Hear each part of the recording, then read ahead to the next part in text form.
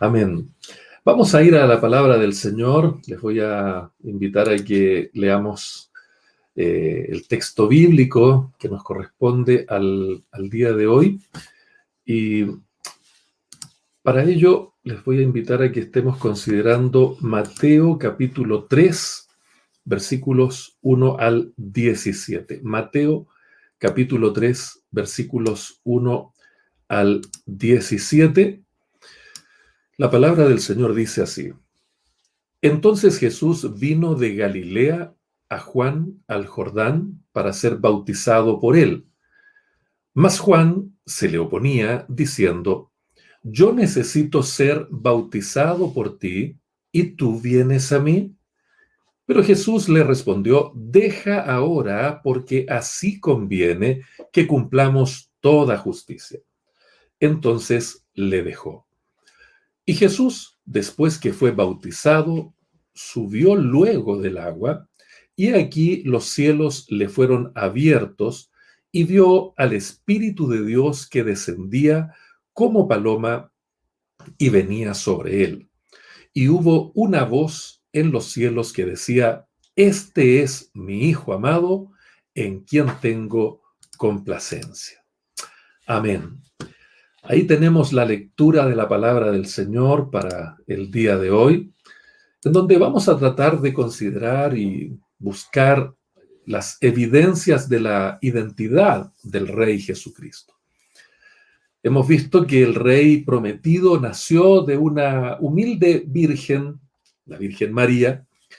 Vimos que sufrió la bajeza de la persecución por parte de Herodes, mal llamado el Grande, y se crió bajo el sabio resguardo de su fiel y obediente padre adoptivo José. Adoptivo decimos porque era su padre humano. Juan, el primo del Rey Jesucristo, llamado el Bautista, en cumplimiento de lo que Dios había dicho acerca de el Mesías, inició su ministerio como precursor, allanando el camino para la venida del Señor, anunciando que el reino de Dios se había acercado. ¿En quién? En la persona del Mesías, y llamando al arrepentimiento y a la conversión para así poder encontrarse con el Rey. Juan, quien fue el último de los profetas del Antiguo Testamento, como nos dice Mateo capítulo 11, versículo 13, él hace algo tan revolucionario, tan impactante, tan impresionante para anunciar su mensaje, que las personas terminaron llamándole Juan el Bautista. ¿Por qué el bautismo de Juan era tan impactante, tan impresionante? Fundamentalmente porque los judíos bautizaban a los gentiles que se convertían en prosélitos. Pero Juan bautizaba a judíos. Eso es impactante para ese momento. A la luz de las palabras del Señor Jesucristo en Mateo capítulo 21, versículos 23 al 27, vemos que Dios había autorizado el bautismo de Juan. Por lo tanto, no fue Juan quien inventó el bautismo o tampoco lo copió de otra persona. Este era un bautismo de arrepentimiento que preparaba a los convertidos, a los arrepentidos, a los que se bautizaban para encontrarse con el Mesías y creer en él, como nos indica el libro de Hechos de los Apóstoles, capítulo 19, versículos 1 al 7. En el sermón de la semana pasada vimos cómo Juan aclara a su auditorio que él bautizaba en agua para arrepentimiento, pero que venía tras de él uno que bautizaría con el Espíritu Santo y fuego. En el sermón de hoy veremos de qué manera el bautismo que Jesucristo recibe por parte de Juan el Bautista nos revela dos evidencias de la identidad del Rey Jesucristo al iniciar su ministerio público.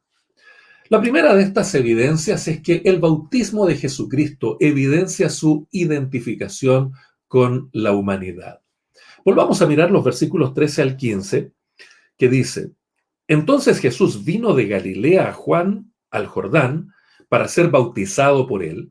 Mas Juan se le oponía diciendo: yo necesito ser bautizado por ti, ¿y tú vienes a mí? Pero Jesús le respondió: deja ahora, porque así conviene que cumplamos toda justicia. Y entonces le dejó. Vamos a considerar el contexto de esta evidencia. Es realmente impresionante. Jesús quería recibir el bautismo en agua de Juan y Juan quería recibir el bautismo con el Espíritu Santo que entregaba Jesús. Aquí claramente los dos no estaban de acuerdo. Algo pasó ahí, había una tensión. Claramente, en esta tensión, en esta situación extraña que se produce allí, mientras Juan estaba en el apogeo de su ministerio, bautizando y con un éxito enorme, alcanzando a las multitudes de personas que venían a él desde todos los lugares, aparece el Señor Jesucristo para ser bautizado. Claramente hay algo profundo en este pasaje que vamos a tratar de entender y creo que el Señor nos va a edificar a la luz de estas verdades. Lo primero que tenemos que preguntarnos acá es: ¿cuándo ocurre esto? El texto dice: entonces Jesús vino a Galilea, de Galilea a Juan, al Jordán. Notamos entonces que aproximadamente unos 40, otros hablan de 60 kilómetros, fue lo que recorrió el Señor Jesucristo para venir a encontrarse con su primo para ser bautizado. Si lo tratamos de explicar en términos cronológicos, necesitamos considerar lo que dicen algunos eruditos. Me gusta lo que Bob Utley señala al respecto. Dice: los evangelios difieren en las primeras cronologías del ministerio de Jesús en Galilea y en Judea. Al parecer, hubo un ministerio previo en Judea y otro posterior, pero las cronologías de los 4 evangelios deben armonizarse para poder ver esta primera visita a Judea mencionada en Juan capítulo 2, versículos 13 al capítulo 4, versículo 3. Entonces, aquí tratamos de hacer una armonización con los 4 evangelios. Recuerde usted que Mateo, Marcos y Lucas son los llamados evangelios sinópticos, porque al ponerlos en conjunto, todos en paralelo, encontramos que hay mucho material similar y común. Pero Juan, en cambio, aporta otros elementos que no están contenidos en los primeros 3 evangelios llamados sinópticos. Por eso, el episodio que vamos a considerar acá es realmente un momento muy especial. Es un momento muy significativo, ya que Jesús ha estado esperando en Nazaret durante unos 30 años en el taller del carpintero José, su padre humano por adopción, preparándose para el momento en que su padre, que está en los cielos, había determinado que él apareciera y se manifestara públicamente para comenzar su ministerio de salvación.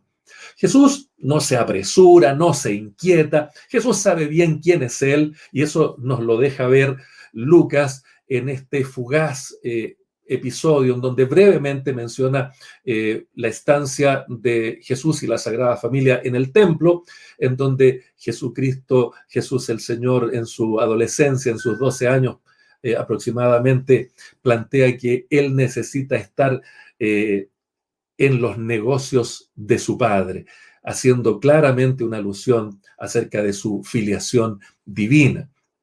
Al oír acerca del ministerio de su primo Juan y saber que la gran cantidad de personas que acuden a él son una demostración de que el tiempo se está aproximando, él decide ir también para ser bautizado por Juan. Jesús comprende que ha llegado la hora de su ministerio público. Por eso entonces esta palabra entonces con la que comienza el pasaje puede significar que esto ocurre durante el mayor apogeo del ministerio de Juan el Bautista. Otra pregunta que nos hacemos es: ¿por qué Jesucristo, el no caído, el sin pecado, necesitaba ser bautizado? Porque el texto dice que viene hasta Juan para ser bautizado por él. Una larga caminata, un largo viaje para encontrarse allí con Juan el Bautista. Bueno, son muchos los que han intentado explicar esto, aunque una de las ideas más equivocadas evidentemente es el llamado adopcionismo, que ha sido formulado por personas que realmente tienen una idea muy, muy equivocada acerca del Señor Jesucristo. Estas personas afirman que Jesús era un humano común y corriente, quien al ser bautizado por Juan en el Jordán, fue adoptado por Dios el Padre, convirtiéndose así en hijo de Dios. Esta herejía pierde completamente de vista que en la encarnación es Dios el Hijo quien se hizo hombre y no un hombre el que se hace Dios. Más claramente debemos precisar que este bautismo, el bautismo de Juan, era un bautismo para arrepentimiento. Jesús, el eterno Hijo, Emmanuel, Dios con nosotros, el Salvador 100% humano y 100% divino, no necesitaba perdón porque él estaba completamente libre de pecados. Adicionalmente, la semana pasada aprendimos que Juan exigía que las personas, al ser bautizadas, confesaran verbalmente sus pecados. Eh, ¿Qué iba a confesar Jesucristo? La situación de Juan era complicada. ¿Cómo lo iba a bautizar? ¿Cómo lo iba a bautizar a Jesús para que se arrepintiera de sus pecados? ¿Qué pecados iba a confesar? Juan estaba realmente contrariado. Y también esto nos ayuda a entender por qué es tan complicado responder por qué Jesús le pide a Juan que lo bautizara en las aguas del Jordán. Hay varias teorías que se han formulado para entender el bautismo de Jesucristo en el río Jordán. Vuelvo a citar a Bob Utley, un erudito brillante, que anota y enlista varias posibles teorías para explicar por qué Jesús se bautizó o qué significado tuvo el bautismo de Jesucristo. Algunos piensan que fue el ejemplo para que los creyentes siguiéramos. Otros piensan que el bautismo de Jesús fue su identificación con la necesidad de los creyentes. Otros piensan que fue su ordenación y su preparación para el ministerio. Otros piensan que fue un símbolo de su tarea redentora. Otros creen que fue la aprobación que le dio al ministerio y al mensaje de Juan el Bautista. Otros incluso piensan que fue un acto profético para anunciar su muerte, su sepultura y su resurrección, como posteriormente lo va a explicar Pablo en Romanos capítulo 6, versículo 4, o Colosenses capítulo 2, versículo 12, y podríamos seguir con un montón de teorías. Para tratar de entender por qué se bautizó Jesús en el Jordán, necesitamos seguir mirando el texto. Vea usted el versículo 14, donde dice: mas Juan se le oponía, diciendo: yo necesito ser bautizado por ti, ¿y tú vienes a mí? Juan realmente estaba perplejo como nosotros en cuanto a la petición del Señor Jesucristo. ¿Cómo se va a bautizar Jesús? ¿Cómo es posible? Y por supuesto, entonces se le oponía con estas palabras. Ahora, la expresión se le oponía en griego significa impedir, evitar, y está conjugado en tiempo imperfecto, por lo que algunos eruditos explican que significaba que trataba de evitar que se bautizara, hacía todo lo posible para evitar que se bautizara, diciéndole: yo necesito ser bautizado por ti y tú vienes a mí. Era enérgico Juan en esta oposición. Juan estaba realmente contrariado, no podía aceptar que Jesucristo fuera a bautizarse en su bautismo, que era un bautismo para arrepentimiento. A Juan le cuesta entender cómo es que aquel a quien él era indigno de desatar la correa de su calzado como un esclavo le estuviera pidiendo a él que lo bautizara. ¿Cómo es posible que aquel que bautizaría con el Espíritu Santo y fuego le pidiera a él que lo bautizara con agua? Yo soy quien necesito ser bautizado por ti y tú vienes a mí, le dice con firmeza para oponerse a su solicitud. Juan y Jesús eran parientes. Lucas capítulo 1, versículo 36 nos muestra que Elizabeth, la madre de Juan, estaba bastante bien informada acerca del primogénito de María, Jesús, a quien ella, Elizabeth, se había referido como mi Señor en Lucas capítulo 1, versículos 42 y 43. La mamá de Juan, Elizabeth, consideraba a Jesús mi Señor. Entonces, evidentemente, cuesta pensar que ella no le haya dicho nada a su hijo Juan acerca de Jesús, que era primo del Señor. Además, el hecho de que Juan supone que esa persona que ahora está parada delante de él ahí en el Jordán para ser bautizado es el Mesías, quien de quien había hablado anteriormente en el versículos 11 y 12, y lo reconoce como el Mesías que había de venir. Por eso es que Juan se opone tan enérgicamente. Ahora, ¿cómo Jesús logra persuadir a Juan? Avancemos en la lectura y miremos el versículo 15. Dice el texto: pero Jesús le respondió: deja ahora, porque así conviene que cumplamos toda justicia. Entonces le dejó. Indudablemente Jesús no estuvo de acuerdo con la afirmación que hizo Juan de que necesitaba que Jesús lo bautizara a él y lo perdonara. Bueno, era verdad que Juan era pecador. Todos somos pecadores, excepto Jesús. Jesús no tenía pecado, pero Jesús le dijo a Juan que de todas maneras lo bautizara. Y la única explicación que Jesús le dio fue: porque así conviene que cumplamos toda justicia. Subraye esto, por favor: porque así conviene que cumplamos toda justicia. Ahora, ¿qué quiso decir Jesús con esto? Indudablemente que la misión del Señor Jesucristo fue salvar a la humanidad de sus pecados. El foco del ministerio del Señor Jesucristo está centrado en nuestros pecados. Jesucristo va a tomar nuestro lugar en la cruz para salvarnos, para redimirnos, para pagar el rescate que nos daría salvación y, por supuesto, el perdón de nuestros pecados. Entonces, el bautismo identificó a Jesús con los pecadores que se arrepienten y que se convierten a Él. Pablo describe esta sustitución de Cristo por los pecadores allí en 2 Corintios capítulo 5, versículo 21.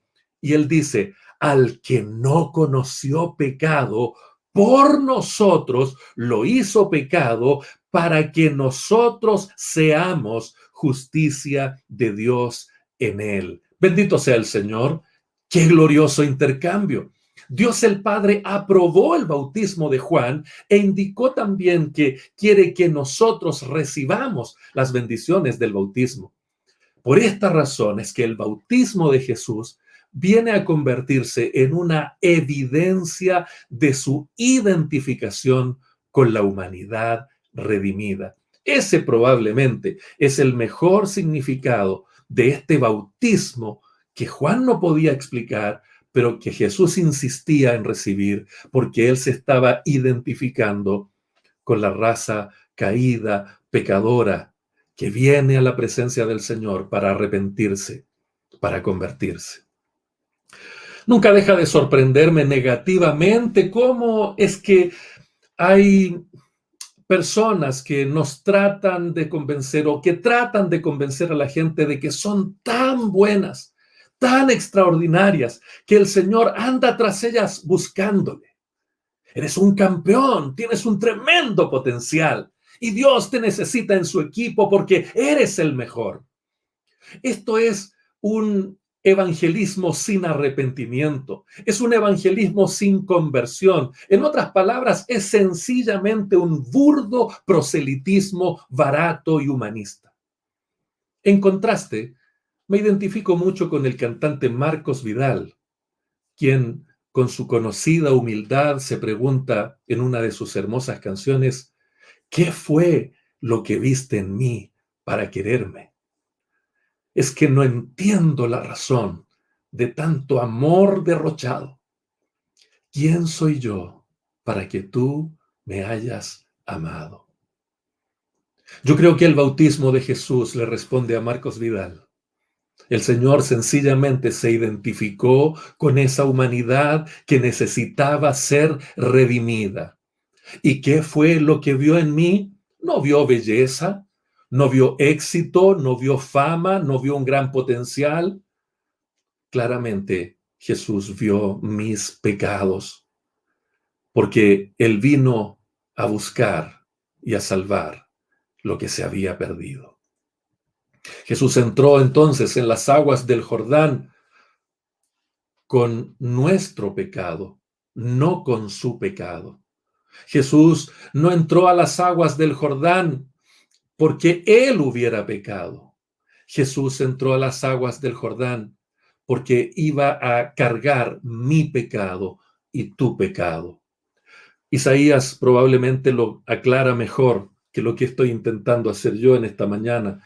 En capítulo 53, versículo 6, dice: todos nosotros nos descarriamos como ovejas, cada cual se apartó por su camino, mas Jehová cargó en él el pecado de todos nosotros. Por eso yo creo que Jesús se sumergió en las aguas del arrepentimiento, en las aguas que preparan para encontrarse con Él, en las aguas de la conversión genuina, en las aguas de los que son regenerados, en las aguas de la justificación por la fe en Él, en las aguas que pueden darnos paz, como dice Romanos capítulo 5, justificados pues por la fe tenemos paz para con Dios. Ahí tenemos la primera evidencia de la identidad de nuestro Rey Jesucristo, demostrada en el bautismo cuando se identifica con la humanidad. Pero la segunda evidencia es que el bautismo de Jesucristo evidencia también su identificación con la divinidad. Acompáñame a leer nuevamente el versículo 16 y 17 de este hermoso pasaje.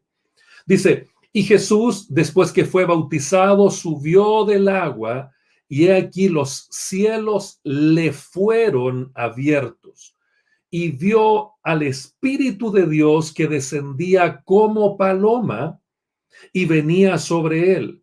Y hubo una voz de los cielos que decía: este es mi Hijo amado, en quien tengo complacencia. Gloria al Señor para siempre. Mateo no describe ni detalla cómo fue bautizado el Señor Jesucristo, pero sí nos aclara que fue bautizado. No nos da la forma. Ahora, la forma puede ser importante para muchos y realmente es muy importante para muchas personas, y la prueba de ello son estas interminables discusiones y peleas que surgen de los aspectos litúrgicos de esta ordenanza o sacramento bautismal. Si es por inmersión, si es por aspersión, si es por rociamiento, si es más agua, es menos agua, una cantidad de discusiones que cuando comenzó este rito, y eso tiene divididos a los creyentes. Qué hermoso sería que las discusiones fueran de si la persona está arrepentida o no está arrepentida para bautizarse, o si ha hecho confesión genuina o no genuina de sus pecados. Eso realmente sería importante, eso realmente sería trascendente. Recuerde usted que Juan el Bautista recibía a las personas, pero la condición era que confesaran sus pecados. Y cuando llegaron personas con un arrepentimiento falso, como los fariseos y saduceos, el trato no fue tan atractivo con esas personas. Los rechazó de manera humillante. Porque el problema no radica en la forma, sino en lo que significa el bautismo. Por eso creo yo que en este pasaje los elementos centrales del relato del bautismo fueron lo que se vio y lo que se escuchó allí. Aquí es donde creo yo que debemos centrar nuestro interés. La visión que vemos acá dice aquí que cuando los cielos le fueron abiertos, vio al Espíritu de Dios que descendía como paloma y venía sobre él. Eso nos dice claramente el versículo 16. Esto es algo impresionante, ¿no? Ver a la tercera persona de la Trinidad, al Espíritu Santo, coeterno, coigual con el Padre y con el Hijo, verlo de manera visible en la forma de una paloma descendiendo y viniendo sobre Jesús, debe haber sido algo realmente glorioso. Obviamente, cuando leemos la palabra vio acá en el versículo 16 y que es la misma palabra que utiliza Marcos en el capítulo 1, versículo 10 de su evangelio, esto puede hacernos pensar que la visión del Espíritu descendiendo como paloma fue solo para Jesús. De hecho, Lucas añade acá y dice en el capítulo 3, versículo 22, y descendió el Espíritu Santo sobre él en forma corporal como paloma. Teniendo esto, hay que decir que el texto no dice en ninguna parte, no hay evidencia de que la multitud haya visto esta visión. Pero el Evangelio de Juan, capítulo 1, versículos 32 al 34, sí indica que el descenso del Espíritu Santo como paloma fue una señal previamente preparada para Juan el Bautista. Y tenía como propósito que Juan supiera que aquel en quien descendiera y permaneciera el Espíritu Santo era realmente el Mesías. Déjeme leerle el texto para que lo tengamos claro. Dice Juan, capítulo 1, versículos 32 al 34, de la siguiente manera. También dio Juan testimonio diciendo, vi al Espíritu que descendía del cielo como paloma y permaneció sobre él.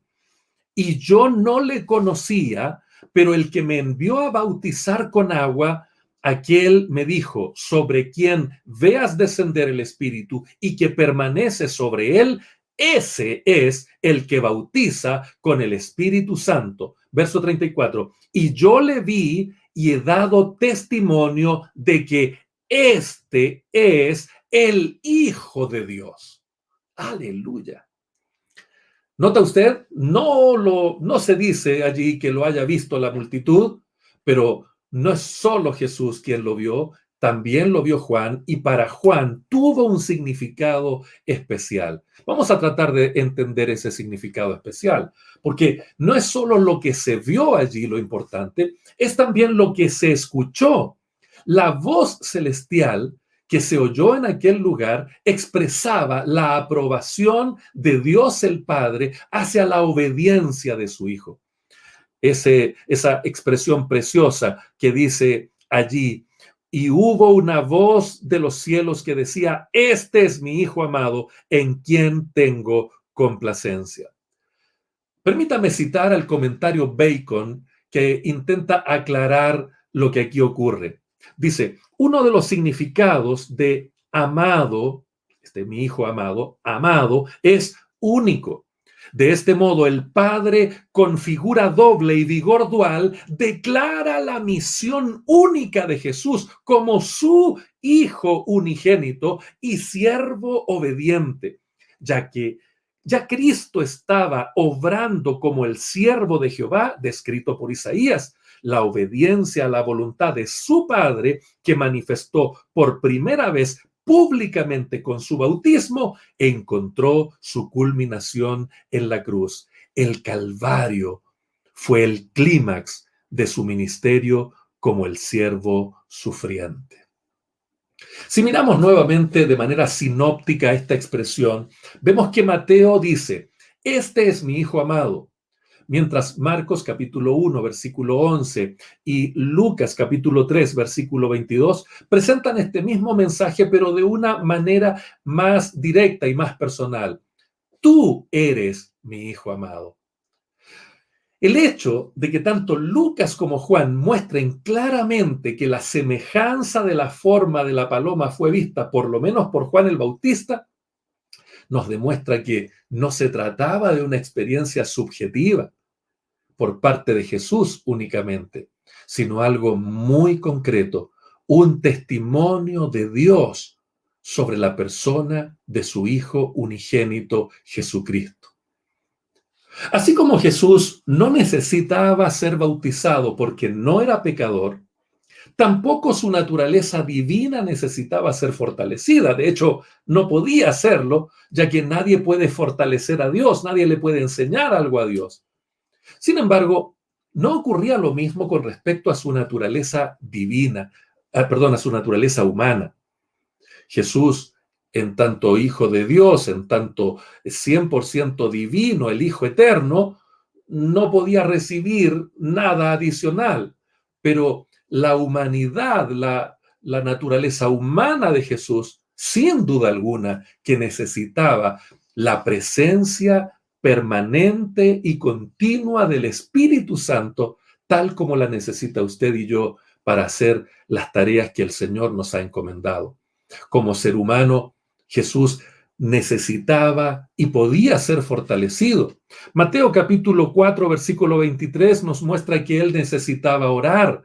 Mateo capítulo 26, versículos 36 al 46, muestra que él incluso se entristecía profundamente y necesitaba la compañía de sus amigos en los momentos de oración intensa.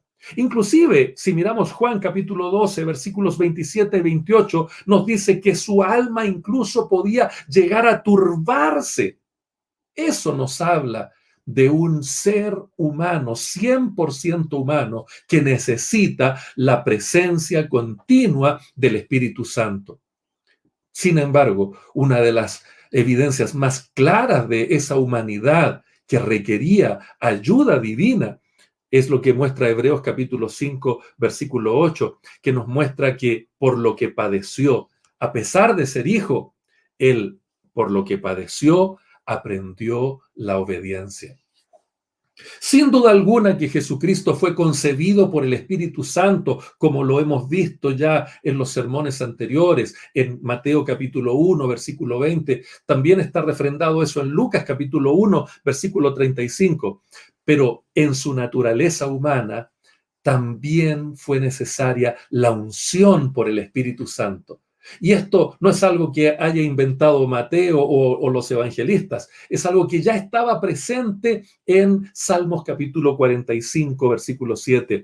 Se lo leo, dice: has amado la justicia y aborrecido la maldad, por tanto te ungió Dios, el Dios tuyo, con óleo de alegría más que a tus compañeros. Y también en Isaías 61, versículos 1 al 3, que el propio Jesucristo cita en la sinagoga de Nazaret cuando está dando lectura a este pasaje, y él dice: el Espíritu de Jehová, el Señor está sobre mí porque me ungió Jehová. ¿Por qué lo ungió Jehová? Dice: me ha enviado a predicar buenas nuevas a los abatidos, a vendar a los quebrantados de corazón, a publicar libertad a los cautivos, a los presos apertura de la cárcel, a proclamar el año de la buena voluntad de Jehová y el día de la venganza del Dios nuestro, a consolar a los enlutados, a ordenar a los afligidos de Sión que se les dé gloria en lugar de ceniza, óleo de gozo en lugar de luto, manto de alegría en lugar de espíritu angustiado, y serán llamados árboles de justicia, plantío de Jehová para gloria suya. La primera parte de este oráculo es lo que Jesús lee en la sinagoga de Nazaret, señalando claramente que por la unción que él tenía, por la unción que él había recibido, es que llevaba a cabo este glorioso y bendito ministerio.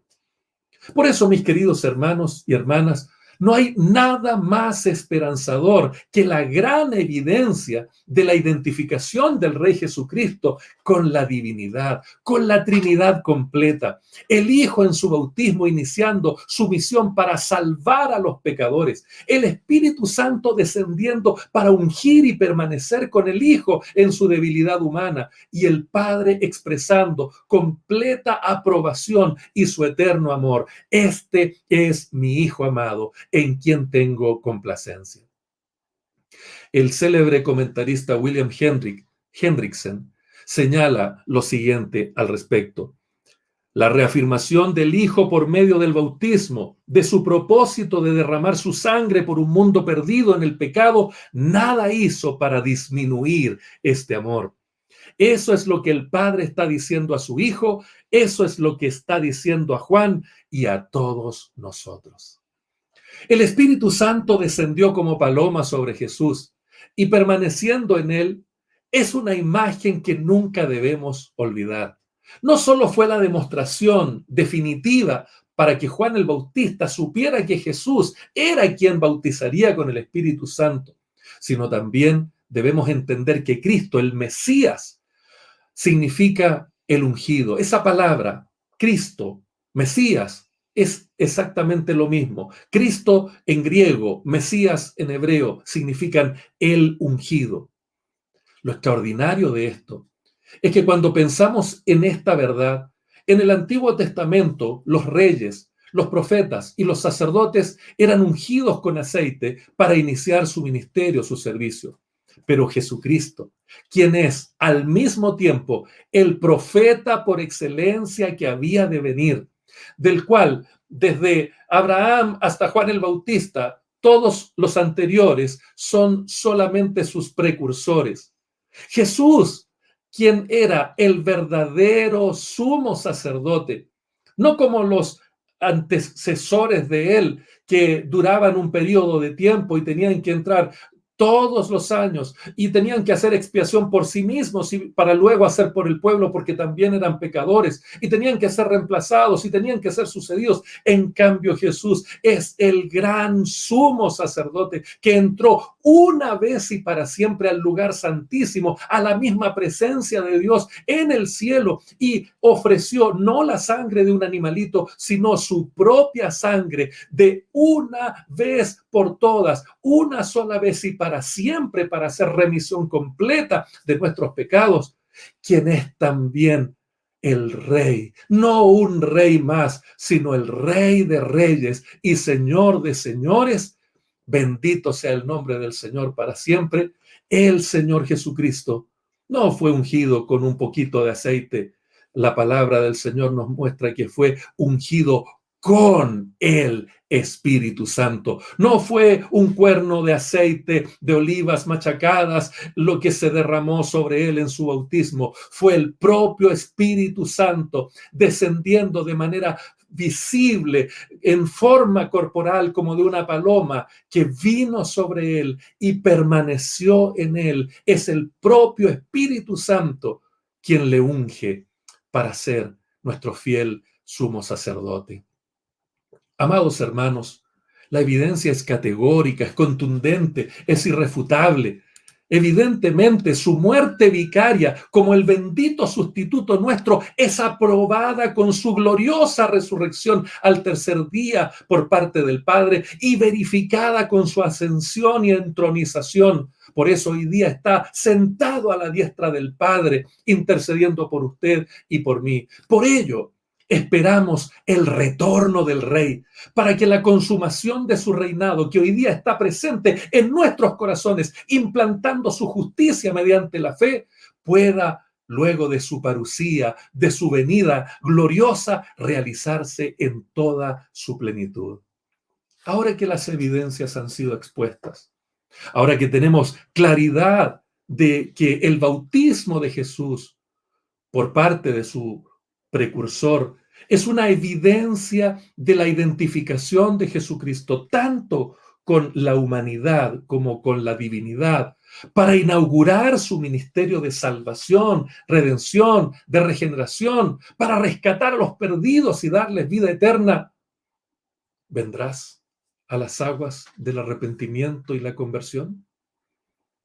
¿O seguirás detrás de falsos cristos, de las voces de sirenas que hoy día te dicen que eres un campeón, que eres magnífico, que eres extraordinario, que no hay nada ni nadie mejor que tú?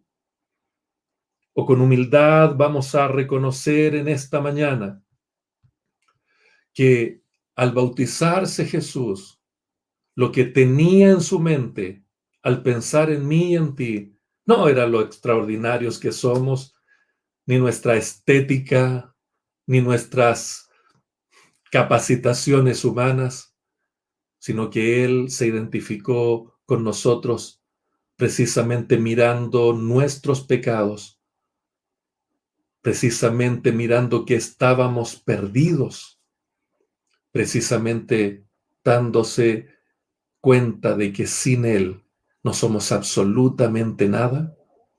Te invito en esta mañana a confesar tu pecado, no ante otro pecador como tú o como yo, sino ante el no caído, el sin pecado, el misericordioso, el que le dijo a la adúltera, vete y no peques más, y que vino a buscar y a salvar a lo que se había perdido. Si en esta mañana esta palabra ha sido de bendición para ti, no te quedes solo con la emoción, no te quedes solo con el aprendizaje, no te quedes solo con el discurso. Da un paso relevante en el día de hoy y ven a la presencia del Señor. Recibe el perdón de tus pecados y alcanza solo por gracia la vida eterna que Cristo logró para ti y para mí en la cruz del Calvario. Te invito a que oremos al Señor en esta mañana.